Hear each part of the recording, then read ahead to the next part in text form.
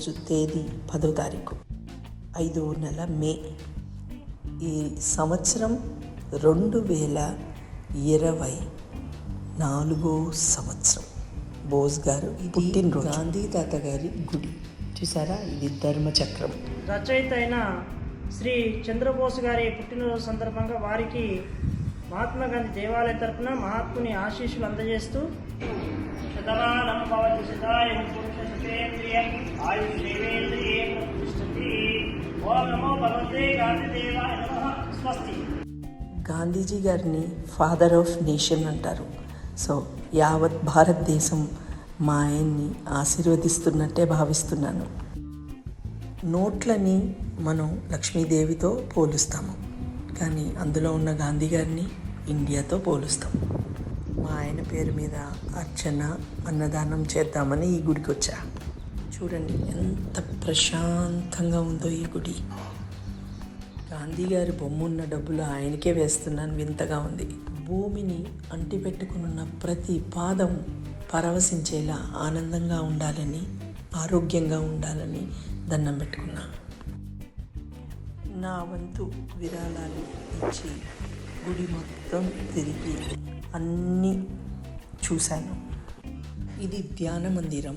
నిజంగా స్వచ్ఛ భారత్ అని అంటారు కదా, అది ఇక్కడ నిజంగా స్వచ్ఛ భారత్ లాగానే పరిశుభ్రంగా ప్రతి ఒక్కటి అమర్చి ఉంది. గాంధీ గారి విగ్రహం ధ్యానం చేస్తున్నట్టు ఇక్కడ ఉంది. వెనకాలైతే ఆయన ఫోటోలన్నీ అమర్చి పెట్టారు. చూడటానికి ఆయన చాలా simple, but he lived an life like an example. ఇక్కడ పూజారి గారు ఏం చెప్పారో చూడండి. మా పెదనాన్న గారు 1969లో గాంధీజీ మీద కవిత రాశారు. ఇట్లా ఏమని రాశారంటే, ఎవడెవడో కనిపెట్టాడు మారణాయుధం, ఎవరికైనా తోచిందా బాపు నీ సత్యాగ్రహం అని రాశారు. 1900 ఆయన రాసి ఎట్లా రాశాడంటే, రాముడైనా రావణుని చంపెను, కృష్ణుడైనా ఎందరినో చంపించాను, మదీనా నుంచి మక్కాకు పారిపోయాడు అల్లా, యేసుక్రీస్తు సిలువ వేసిన ఏమీ చేయలేకపోయాడు, ఎవడెవడో మారణాయుధాలు కనిపెట్టాడు, ఎవరికైనా తోచింది ఆ బాపుని సత్యాగ్రహం. అంటే మహాత్ముడు లెక్క ఆయన దృష్టిలో భూమి మీద ఇంకో మనిషి లేడు. పంచభూతాలకి విగ్రహాలు ఉండటం ఇక్కడే చూశాను నేను, ఇంకెక్కడా చూడలేదు. చాలా కొత్తగా అనిపించింది. నవగ్రహాలకి ఉండటం తెలుసు, కానీ ఇలా పంచభూతాలకి ఉండటం ఇదే ఫస్ట్ టైం చూస్తున్నాను. అన్నదానానికి డబ్బులు కట్టి ఇక్కడ ఎవరు రాలేదు, అందుకని కొంతమందే వచ్చారు. అందుకని నేను ఇక్కడ కూర్చుని భోజనం చేద్దాం అని చెప్పేసి అన్నదానం తీసుకుంటున్నాను. అన్నదాత సుఖీభవ.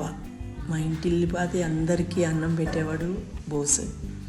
బోస్ బాగుండాలి, ఆరోగ్యంగా ఉండాలి, సంతోషంగా ఉండాలి, గొప్ప గొప్ప పాటలు రాయాలని దీవిస్తూ మొదటి అన్నాన్ని నేనే తీసుకుని తినబోతున్నాను.